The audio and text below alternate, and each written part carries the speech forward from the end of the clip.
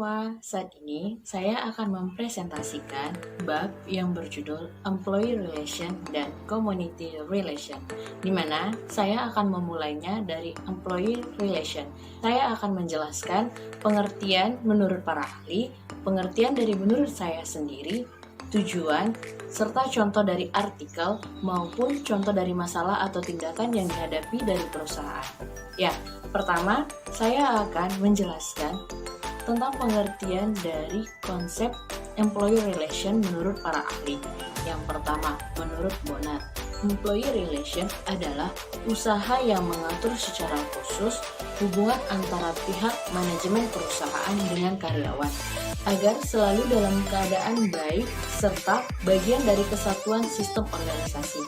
Yang kedua, menurut Yulianita, employee relation yaitu kegiatan public relation untuk memelihara hubungan khusus antara manajemen dengan para karyawannya. Pengertian employee relation menurut saya sendiri yaitu employee relation adalah hubungan antara karyawan dengan atasan maupun karyawan dengan karyawan maupun dari pihak karyawan ke bawahan, di mana guna untuk menjalin komunikasi yang baik secara langsung untuk mencapai tujuan dari perusahaan itu sendiri. Kedua, tujuan dari employee relation. Yang pertama, sebagai sarana komunikasi internal secara timbal balik yang dipergunakan dalam suatu organisasi. Yang kedua, untuk menghilangkan kesalahpahaman atau hambatan dalam komunikasi antara manajemen perusahaan dengan karyawannya. Yang ketiga, sebagai media komunikasi internal bagi pihak karyawan untuk menyampaikan keinginan-keinginannya atau sumbang saran ataupun informasi serta laporan pihak manajemen perusahaan kepada pimpinannya. 3. Contoh konsep. Saat ini saya akan mengambil suatu artikel yang berjudul PPSDM Migas tingkatkan keterampilan karyawan PHE lewat pelatihannya. Contoh tersebut saya ambil merupakan satu dari 4 program yang dilaksanakan oleh Employee Relation, yaitu program pendidikan dan pelatihan.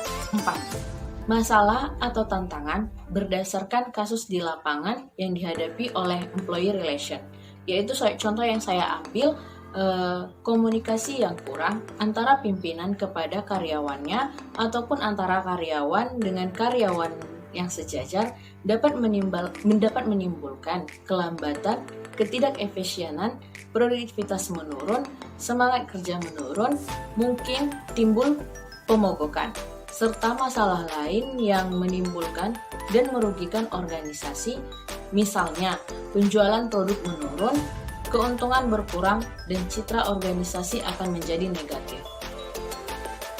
Sekian dari penjelasan employee relation. Saat ini saya akan membahas subbab yang kedua, yaitu community relation, di mana saya akan menyampaikan 4 pembahasan. Yang pertama, pengertian dari community relation menurut para ahli dan menurut saya sendiri. Yang kedua, tujuan dari community relation. Yang ketiga, contoh artikel yang saya ambil.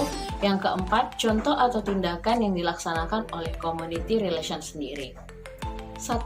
Pengertian community relation menurut para ahli. Yang pertama, menurut Yulianita, community relation adalah kegiatan public relation dalam rangka mengatur dan memelihara hubungan baik dengan masyarakat setempat yang berhubungan dengan kegiatan-kegiatan perusahaan. Yang kedua, menurut Gregory, community relation adalah hubungan bisnis yang saling menguntungkan dengan satu atau lebih stakeholders untuk meningkatkan reputasi perusahaan menjadi sebuah perusahaan yang baik bagi masyarakat. Menurut saya sendiri, community relation itu adalah komunikasi dua arah timbal balik antara suatu perusahaan atau organisasi dengan masyarakat sekitar dalam rangka membina kerjasama yang dilandasi dengan rasa percaya dan saling pengertian satu sama lain. 2. Tujuan community relation. Yang pertama, memberikan bantuan kepada lingkungan melalui organisasi atau perusahaan.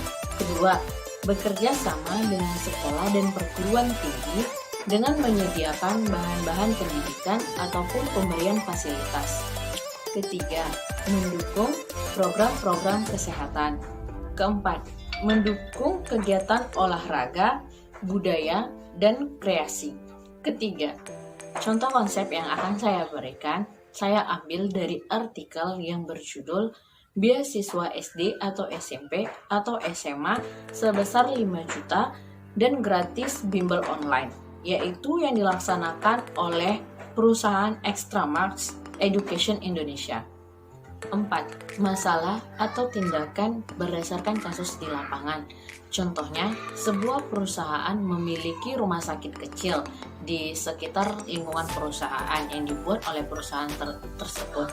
Tantangan atau masalah yang dihadapi perusahaan yaitu di mana rumah sakit ini tidak memiliki fasilitas lengkap seperti rumah sakit pada umumnya, sehingga kualitas yang dapat diberikan itu tidak 100% seperti pada umumnya. Jadi, yang datang ke rumah sakit tersebut ataupun yang berobat ke rumah sakit tersebut tidak hanyalah karyawan, melainkan masyarakat sekitar juga dapat berobat ke rumah sakit tersebut agar rumah sakit tersebut dapat tetap hidup walaupun hanya sedikit yang berobat atau melakukan pengecekan ke rumah sakit tersebut. Sekian dari presentasi saya. Mohon maaf bila ada kesalahan kata atau tindakan yang saya lakukan dan kiranya dapat membantu teman atau Anda sekalian dalam mengerjakan presentasi. Sekian dan terima kasih.